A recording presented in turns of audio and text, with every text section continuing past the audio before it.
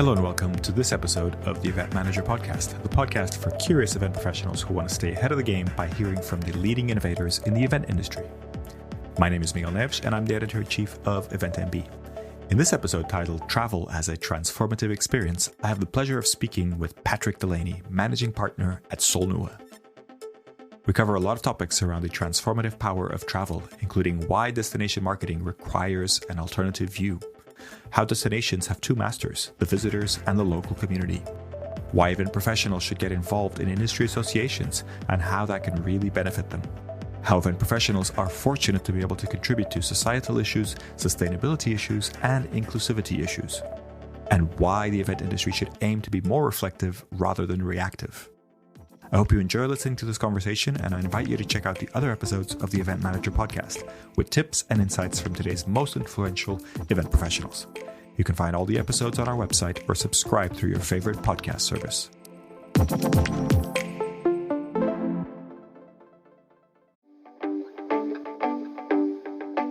And now for a word from our sponsors, PHL Life Sciences, a division of the Philadelphia Convention and Visitors Bureau. Host your convention or trade show in Philadelphia, one of America's leading life sciences hubs. PHL Life Sciences, the first and only CVB division of its kind, will connect you to the professionals at the forefront of your industry and to a culture you can only find in Philadelphia. A city known for its rich history that's forging a bright future, Philadelphia challenges the expected and defies convention. A world of discovery is waiting. Visit phllife.com to learn more.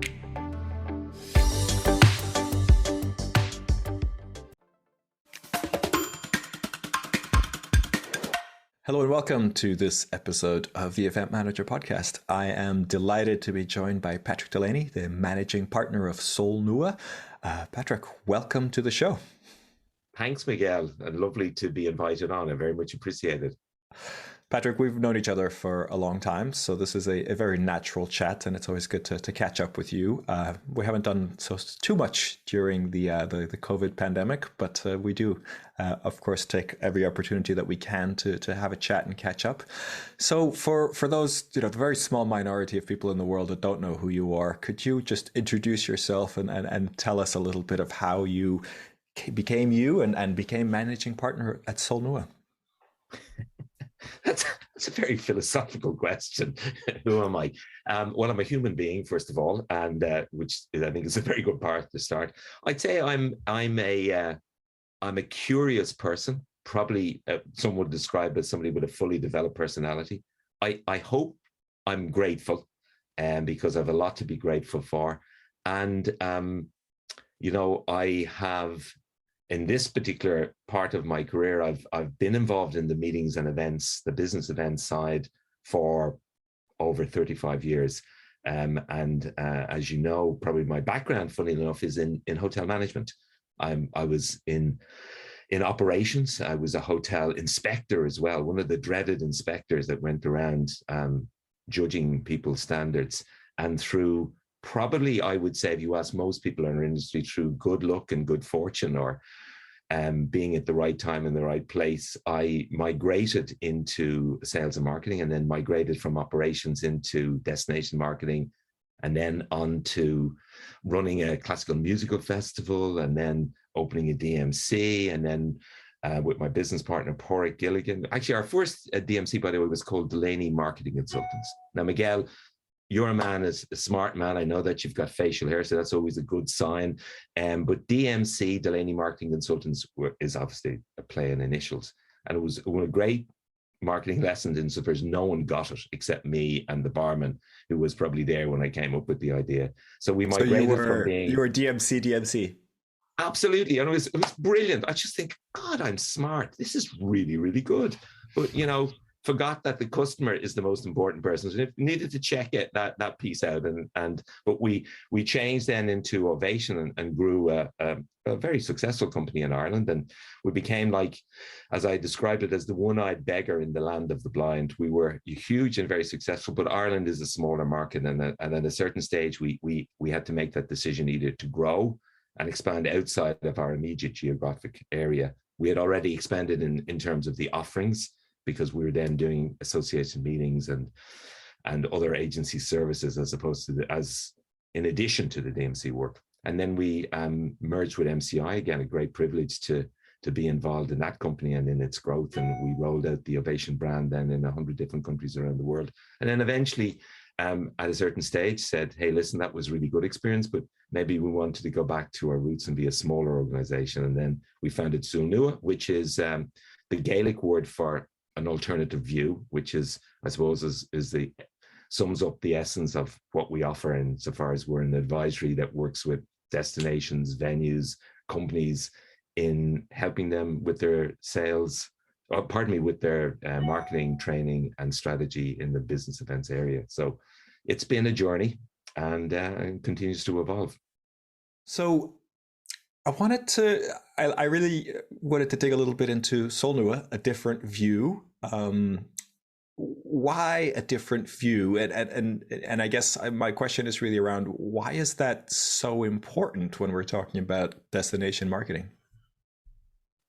Well, I think it's very important in life, not only in destination marketing. And I suppose it summed up, I started off by saying we've been involved in this business for some time, certainly in my case, over 35 years. And I've made an awful lot of mistakes. And from those mistakes, I always, when I'm speaking to potential customers, and not all customers want the kind of offering that you're proposing. And the offering that we're saying, look, A, don't make the mistakes we've made, learn from our mistakes, would be, I think, in today's world, if you're looking for a safe bet, if you're looking to do just more, or maybe even better what's happening already out there, that's certainly an approach to take. But if you're looking to make a radical change or make a difference, then you do need to take an alternative viewpoint.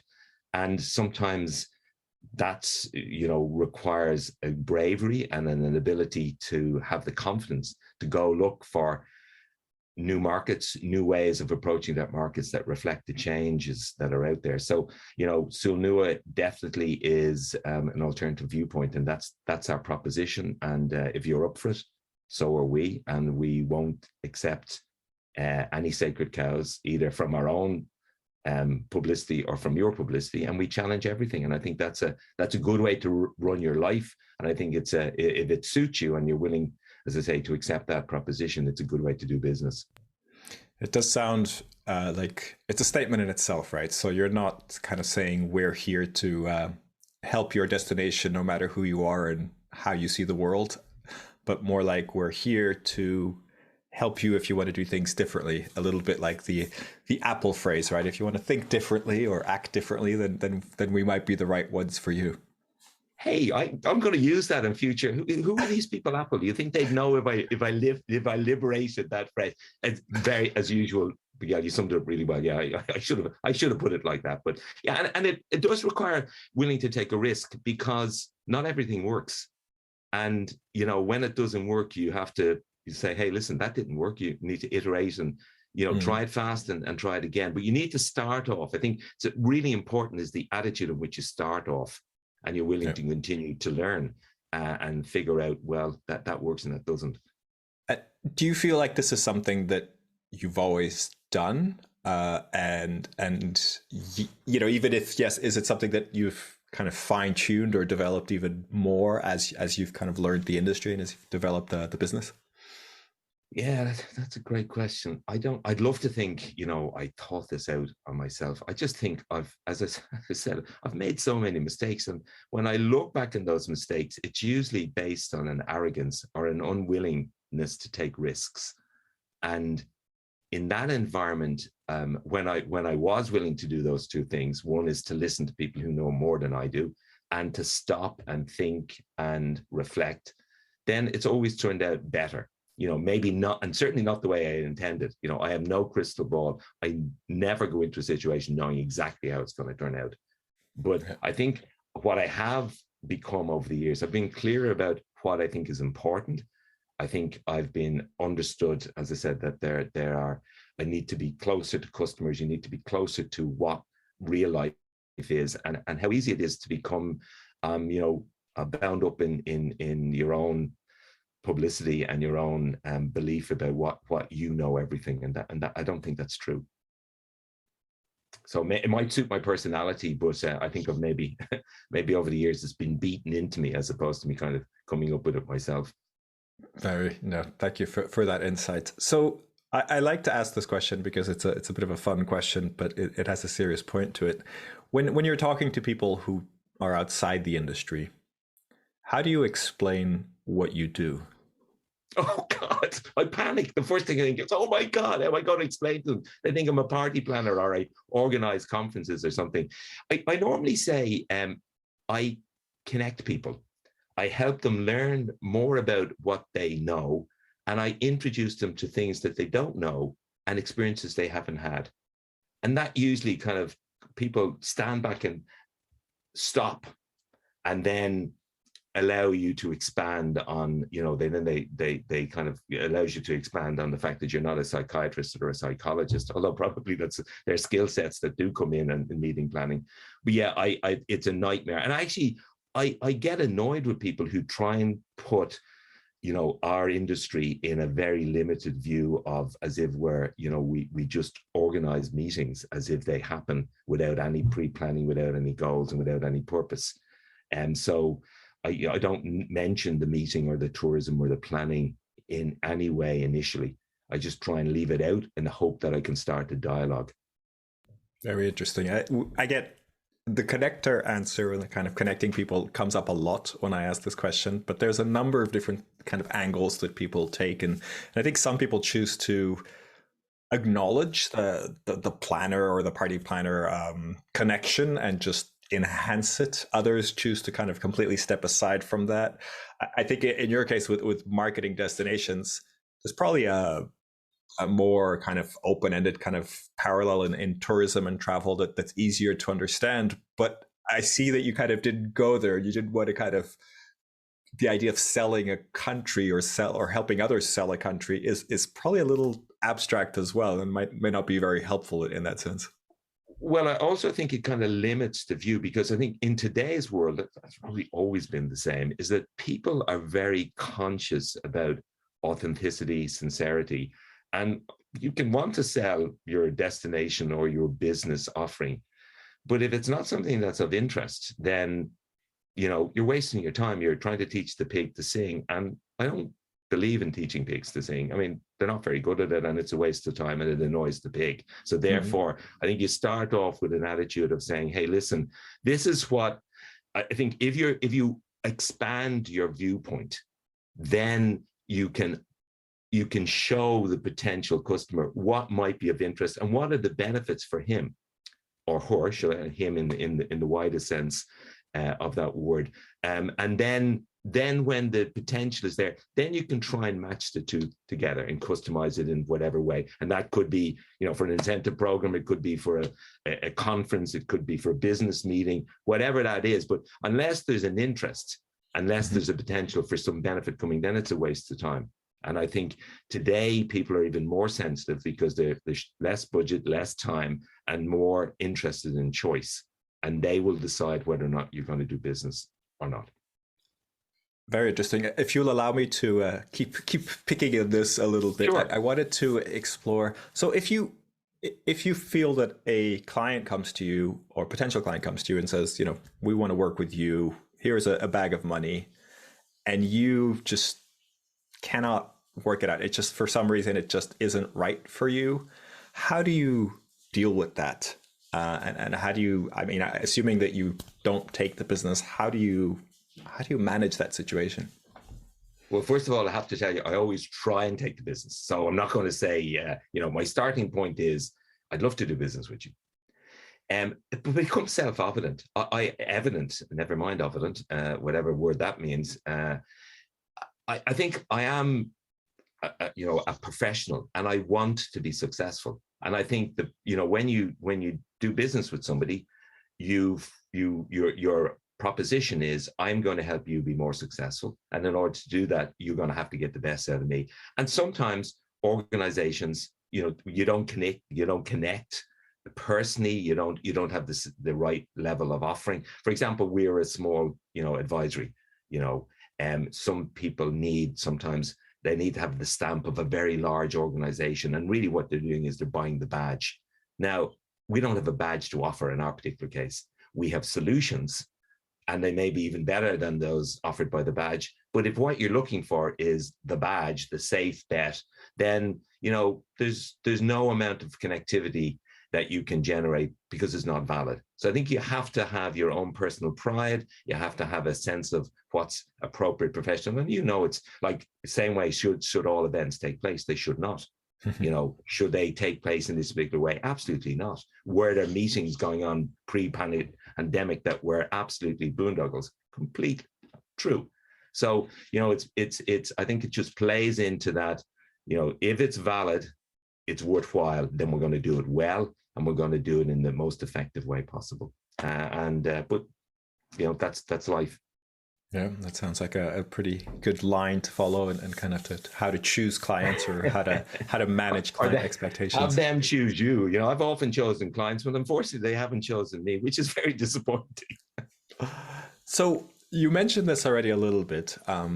What really, in your mind, in terms of destination marketing and events, if you want to go there as well, but thinking more in destination marketing, what really makes a great campaign or a great kind of piece of work with a destination from something that's just standard? You know, what really differentiates a great piece of work?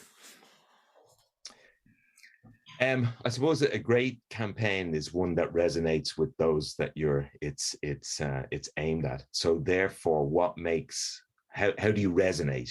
I think you resonate when you're relevant and you're effective in getting out that message. I mean, in the old days, you know, in terms of positioning and marketing a destination, it was basically broadcast. You know, get the awareness up to as wide a group out there as possible, because the size of the audience was relatively smaller. Now, you know, if you look at the marketplace today, it's much more niche. It's probably more discerning. And there's also, I think there's a realization on behalf of the destinations that they have two masters. They have the local community, and then they have the potential visitor. And there's got to be a balance between the two. So a great campaign is one which is authentic, that understands that, you know, success also has to be success for the visitor who comes to that destination and has the wonderful, you know, life transforming experience, but also that it helps to enhance the local community's quality of life. So there's a completely, I suppose there is a balance to be had. In fact, I was just reflecting on, you know, have things changed radically? There was a book I remember reading in college called Tourism, Blessing or Blight by George Young. I think it came out in sometime in the mid 70s. You know, but that question always is out there, you know, is a great campaign something that brought loads and loads of visitors into a destination and then turned that destination into exactly why the people didn't want to come in the first place? And did it turn, as we saw in a number of destinations prior to the pandemic, which over tourism was completely ruining the experience for the visitor and the experience for the local. Yeah, I think very, very important things to highlight. You kind of touched on this a little bit already, but how have things changed? You've been involved in destination marketing, you know, since you were 2 years old, of course, and I'm sure that campaigns have changed quite radically. You know, of course, we could talk about this for hours, but are there kind of particular trends that you've seen change throughout the years in terms of what, you know, campaigns really resonate? Well, I think the platforms in which the campaigns, you know, are mediated through, that has changed radically. But the fundamental of a successful campaign has always been, and I just don't want to repeat myself, but it has to be authentic, you know, it has to resonate with the audience, it has to be true. And great campaigns, if it can be, you know, a little bit of humor, and if it has emotional connection. Prior to, you know, the digital age, those campaigns were done in a much more analog way. You know, it was harder to target the appropriate recipient of the message. It was harder to get the vast exposure you need today, especially at the price points. So I think, the great campaigns are still the same as they always have in terms of their fundamentals. But in terms of the media which are used to get that message out and to get God, I'm going to use that word engagement, to get that connectivity going, because there's a much more discerning audience, probably a more learned audience, I look at my own children, I'm privileged to, I think there's very few countries in the world or destinations in the world I haven't been to, but, I achieved that over a long period of time. Now I sit down with my kids and they've just come back from South America, or they're off to, Thailand, or they're just come back from some great destination in Europe. And I kind of go, wow. And what age are you again? Well, I'm 30. Oh, right. I barely left the country when I was 30. So I think there's a different audience out there. I think that's the big change as well. Absolutely. I think that you bring up a really interesting point, and then the changing audiences. I think the marketing and the work that we do has to always reflect that. Yeah. Now, I know you don't just do, you do incentive programs, so you have worked a lot with incentive programs, You do destination marketing, but you also do a number of other things. You MC events, you build conference programs, you consult. I'm probably missing a handful of other things that you do. Hundreds of other things, not a handful, Miguel, hundreds of other things to do, yeah. How do you balance all that? And is there a sort of, a thread that brings everything together, that offers some consistency so people can see you? Or are you just comfortable with doing all these different things and that's okay too? Well, if you ask my wife how I balance everything, she says badly. So so let me start by saying that I do.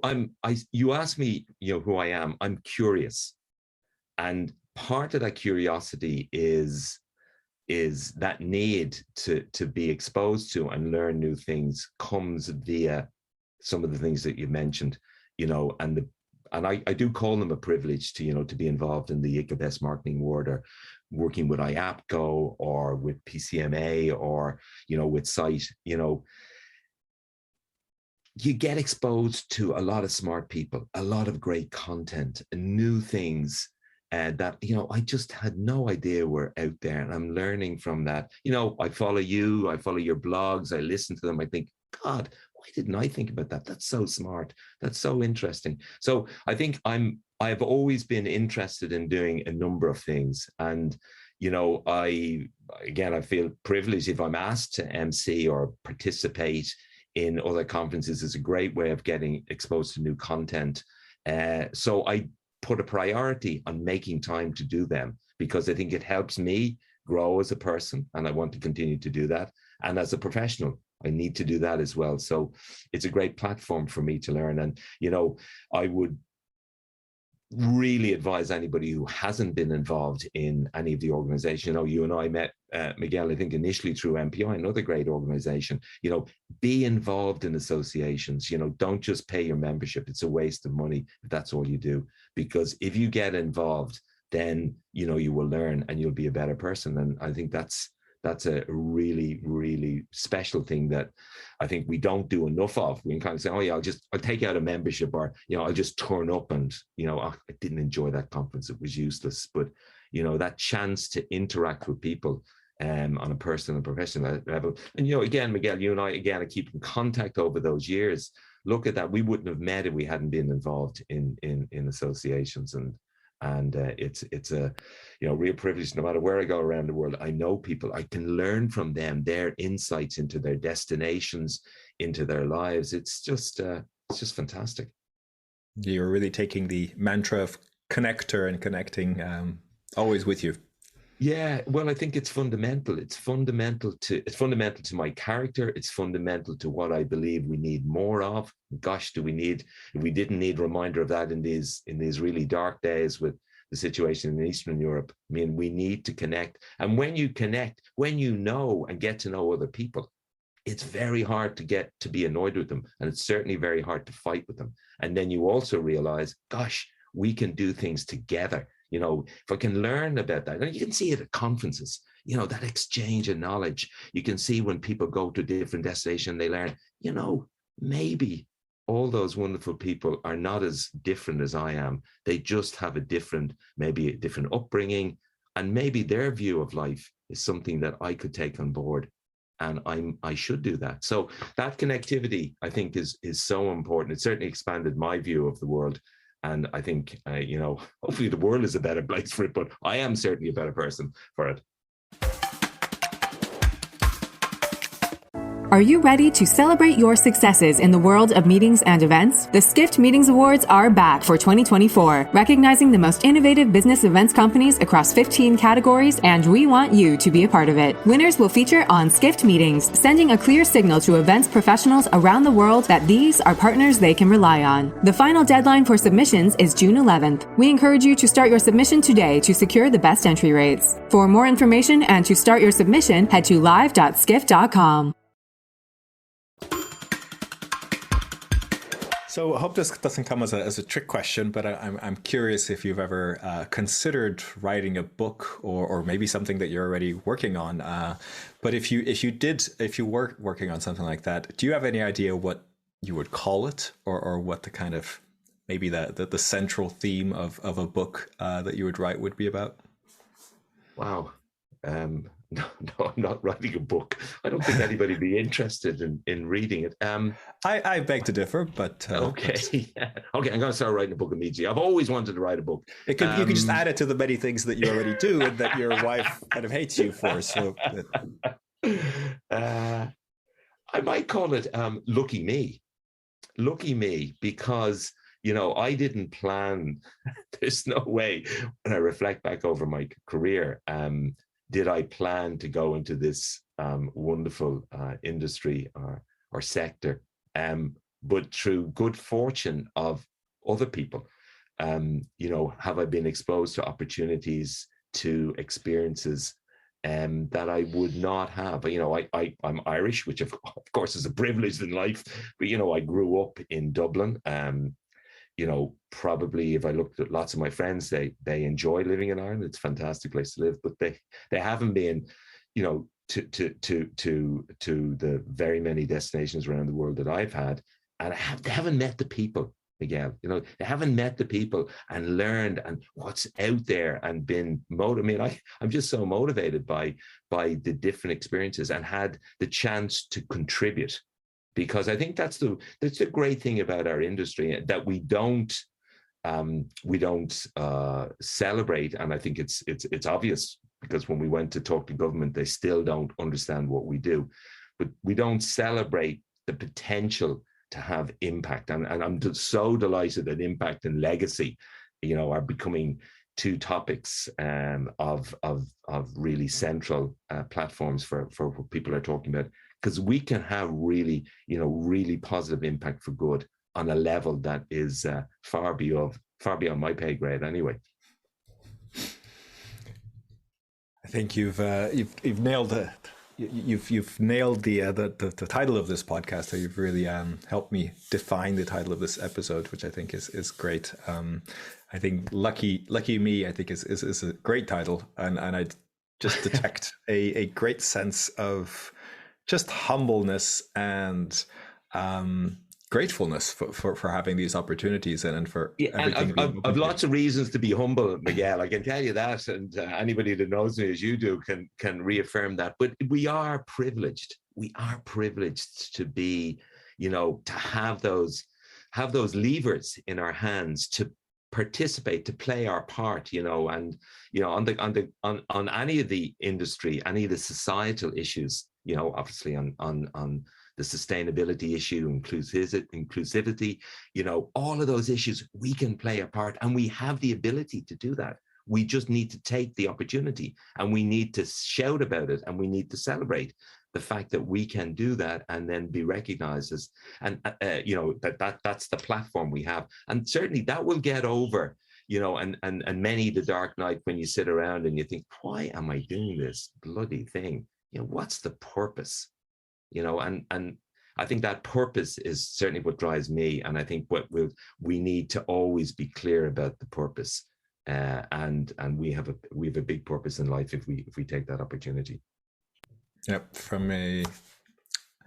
Events may seem very lighthearted and simple, but there can be important purposes behind them. Absolutely, and that doesn't mean them. that we don't have fun. And purpose is certainly to bring joy and enjoyment. This is not, I'm not carrying the burden of the world on my shoulders.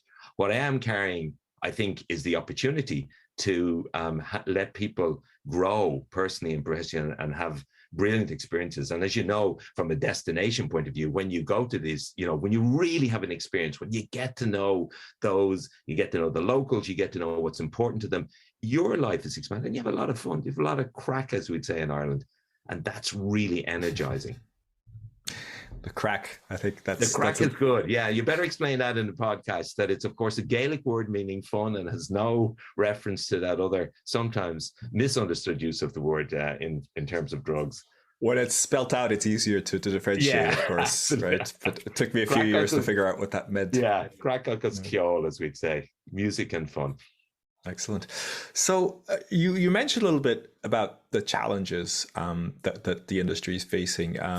Could you maybe, what do you think are the biggest challenges that you think we're facing? And feel free to pick on current challenges, because we're recording this in March of 2022. And of course, there's a conflict between Russia and Ukraine that is happening right now that is on everybody's mind. Feel free to pick on that one, or if there's any other challenges that you see that you think are really important for us to face head on. Yeah, well, obviously real life is very much in front of us. And if your heart doesn't break to see those scenes of refugees, of struggling to survive when you have a situation which is really hard to understand why, you have such a terrible imposition of one nation against another.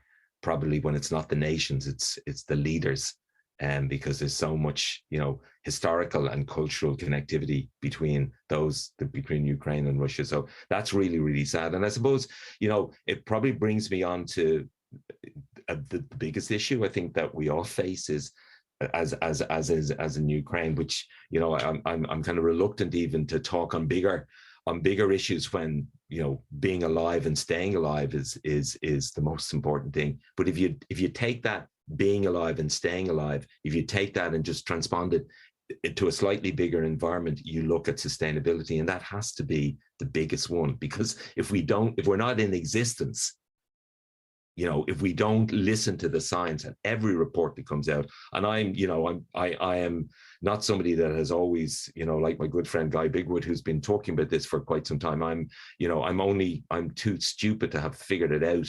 But, even I can understand that the science is telling you that unless we do something, we are not going to be around. And if you're not around, you cannot make those connections. You cannot build. So I think, that's obviously in terms of the wider issues, for us to address those, because there won't be some of those wonderful destinations around the world won't exist.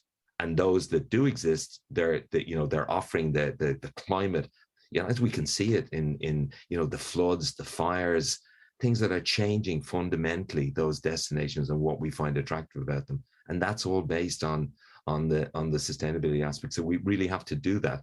We have to meet that challenge head. And it means that we all have to, we have to take our actions being very, very practical. So I don't want to in any way undermine the awfulness of the Ukraine situation, because my heart I just cry when I think about that waste of human life. But I think taking that as a theme, then building on to sustainability, has to be the big issue. And then, on kind of lower levels, obviously, if we do get that together, then, what type of events we run, get back to, do they have a purpose? How are they run? The operational side of how they're run. Should they happen in the first place? And these are questions that have always been there, but they become more, the imperative to answer them intelligently is much more immediate. So what type of events, what are the type of experiences at those events that should take place, and how they're run? All of those issues we're facing. And then, as these are not my particular insights. They're just out there, and they're obvious to everybody that, how we include people and how we make sure that these issues are addressed. And these are not woke issues. These are real issues that you face every single day. And I really object to people when they kind of say, well, this means you've got to, this means sacrifice and it means actions.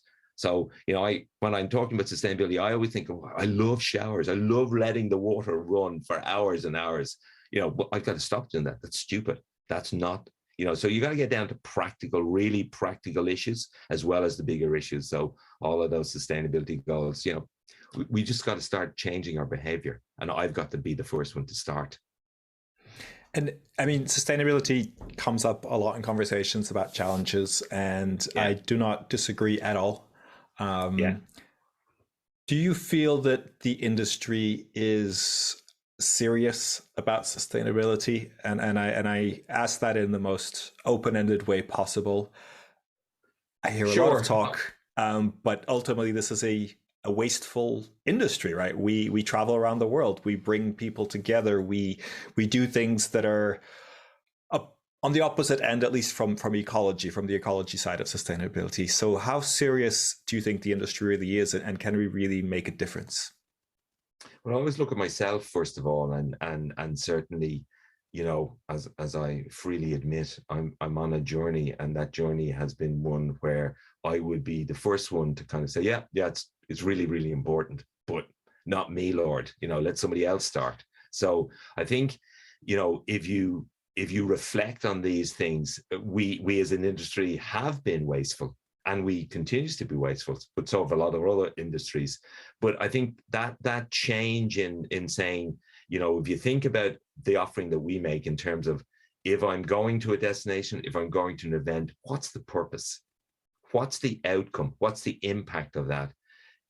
Absolutely, I am totally committed to the idea of bringing people together, because I think the benefits of bringing people together, whether you're going to a destination, you're learning, you can't fight with people you can't fight with them to that kind of level. So the whole idea of travel as a transformative experience, I think, is really, really important. We probably have to do less of it. We probably have to do it in a different way when we come together, how we run those meetings. But they're all relevant issues that we should have been asking anyway, and we weren't asking. So, are all incentives good? Is incentive the ultimate in boondoggle?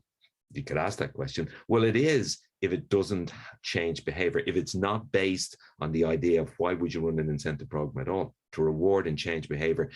There's a purpose. And if that purpose is valid and is relevant for today, then you should do it, because it has a positive legacy and impact. But we have to ask ourselves the question, and I certainly have to ask myself that question every single day. And sometimes the answer is a very poor no. I'm not doing enough. I'm not taking it seriously. But that doesn't mean that the question isn't a relevant one. Thank you for addressing that, and your honesty in addressing that. I think it is important that we're honest about such a big issue, and one that may take significant changes in the industry. It's not something. Will. And it's self-preservation. If we don't do something, I mean, you can see it out there. That's only I'm saying. It's obvious. The destinations are saying, the landscape is saying, it's changing. Yeah. So if we don't do it, we don't have an offering. If we don't have an offering, we're not in business. So it does become a bit of a short-term goals versus long-term goals, right? You might be blinded by short-term goals of keeping the business alive, but if you don't address the long-term ones, then you've no business in the first place. So forget it. Exactly. And if you could change something, if you had the power to really change something in the industry, what would that be? And maybe it's sustainability as well, but is there anything else that you would really like to change at a fundamental level if you could? Wow. I think I would like to change, if I could, in myself, is to understand what we do and why we do it, and to be more reflective on that. Because I think if I did that more, then the choices I make would be more appropriate, they'd be more effective, and they'd be more relevant. So, you rightly said, and I'm the guilty party, hands up. I'm very reactive. I've been very immediate, not looking in any way beyond my nose. But I think if I was to try and certainly what I'm trying to do, and I think it's probably might help others as well, is that if we reflected more and took even a slightly more long-term view, then what we do and how we do it, I think would change radically. And I think that would benefit the industry and it would benefit the world. And I think that's if I had the magic power to make us all stop, which I suppose in one sense was the training course that we all did through the pandemic, where lots of things which I took for granted, were taken from me immediately. And it was a right kick in the bum. And, it made me stop and made me reflect much more than I would have, normally, because I was running around like a headless chicken. I like that. I think it's that reflection rather than reaction, I think, is probably part of what you're saying there, right? Yeah. I think I certainly could reflect more, and then maybe you decide to do the same things, or maybe you decide I'm not going to do that at all, or I'm certainly going to do it differently. But at least I'm asking myself those questions before I jump back in. Yeah, and that's okay, right? I think you choose to do the same things that you would have done anyway, it's fine, but you'd be much more sure of yourself, right? And absolutely. Understand exactly what we're doing. Yeah. So we've talked a little bit about, challenges, things that you would change. In terms of the future of the industry, we're obviously, hopefully, fingers crossed, coming out of a 2-year COVID pandemic that's definitely left its mark on the industry. Do you have any sort of clear vision or any vision of how events and incentive travel and destinations are going to be different in the future? And I'm kind of talking more about a more settled future, not necessarily, like next week or next month when things are still a little unsettled. But how do you think things are going to settle down? What do you think are going to be the big changes? Well, I don't know, let me tell you. And anybody that tells you they know, I would say treat them with a high degree of skepticism. What appears to be, Miguel, the situation is, and I do believe that our industry is relevant. I think what we do is important. So I think there will be an industry. So I think that's a good start. That's happy days. There is a future out there. What does it look like?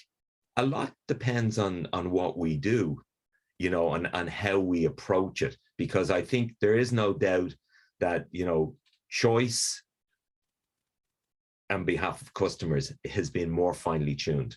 Whether, and how they get what we're offering, how they're going to access that. And that from the whole virtual, the online world, when we have face-to-face, will it be much more experiential? Will the experiences be more relevant, more real? Absolutely. All of those things seem to make sense in terms of how we promote destinations, that they have to be more balanced in terms of the offering and what's the impact on the local community. I think all of those parameters are out there, and that's all I know. I can see those being pillars from which we will need to bounce off and define our plans. How that's going to look, I honestly don't know. But I have this overall arc, a narrative that, in terms of customers, choice, they're going to choose with much more discernment, whether it's because they are more knowledgeable about how our business works, what's important to them. So therefore, we as providers of that, the supply chain, if you look at in the immediate sense, some of the great suppliers that we would have all known are not around anymore, or they're a lot slimmed down than they were. I think the way we go to market and the reason why we go to market, particularly the reason, the why, I think is going to be much more important. And if we can find that connection, then it will happen. But in truth, I don't know. But I see those as pillars that won't change. And each destination and each business is going to have to fine tune their offering in relation to those pillars of relevance, purpose, effectiveness, and what I suppose what always reminds me is, when people are talking about all the time, well, which platform will I use? Is it going to be digital? Is it going to be face to face? Why are you running the event in the first place? What's the purpose of it? And therefore, then what's the most appropriate medium? and then you choose which is going to give you the best result. That's the most appropriate legacy. That's the kind of thinking, and in that framework, the future will be mapped out. And if we think about anything else, we're just going to get it arseways around. Brilliant, love that. I think very interesting. Going back to sort of what you're talking about, being reflective rather than reactive, and it does sound like what you're suggesting is you're confident that you know that the industry makes sense and that events make sense, the right context and suited in the right way. And you're also kind of suggesting that the audience and the target market is much more also reflective, maybe not necessarily in a Zen Buddhist kind of way, but the pandemic has made them question a lot of things, and they won't be as reactive or maybe do things as they've done in the past just because that's what we've done for the last 10 years or something like that. So it does sound like the reflective sort of angle, or the kind of thinking more about things, is going to change things from all angles, and maybe the exact setup of events and things may not change that much, but there's a deeper change that is likely to happen. Yeah, and that can have a radical change in what we do, because the event may not take place. That trip to that destination may not take place, or it may take place for a longer period of time, or with a different combination of people in terms of scale or size. So all of those things are going. They will, and that will change the way, we, on the supply chain will have to react to that, because that's a different offering. But the good news is, travel, I absolutely believe that travel is a really positive, transformative experience for most people. I really believe that events, meetings and events, business meeting events are critical to a better world, a better society, and can be really effective. That I've never been as convinced before, because I can see in their absence, I can see what was missing.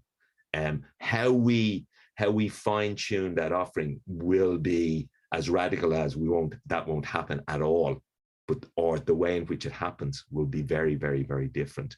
And that requires taking risks and maybe letting some really things that we liked or were very profitable go, and we have to try and find an alternative, which is why I suppose coming back to the ability to take risks and to take a different viewpoint, I think is really important at this stage. That perfectly wraps it up and sums it up for us. So that's great. I want to end there, but I wanted to ask you one last question, which we ask all our guests. Hopefully it's not a huge surprise to you, but we'd love to get a recommendation from you for someone else to be a guest on the podcast. So if there's anyone who you can think of that would be a great guest, we'd love to have your recommendation. Well, I'd have to recommend my business partner, Bora Gilligan, because he's much smarter than I am and very articulate and a really, really smart guy. So, I'd have no hesitation in, haven't had him on already, but definitely I'd recommend him because he's a really, a person who has vast knowledge of this business and is very articulate in expressing those insights. So unhesitedly. And he's also a great musician as well. So and he's a great musician as well. Yes, exactly. I just hope he's not happy with all that talent. That would really depress me. Excellent. Patrick, thank you so much for being on the Miguel, show. It's been such a pleasure to talk to you, and thank you for the privilege for being on your show. I really appreciate it. Thank you. Thank you for listening to this edition of the Event Manager Podcast. Please subscribe and rate the podcast wherever you get your podcasts. For the latest news and the best articles on technology and innovation in the event industry, head over to eventmb.com.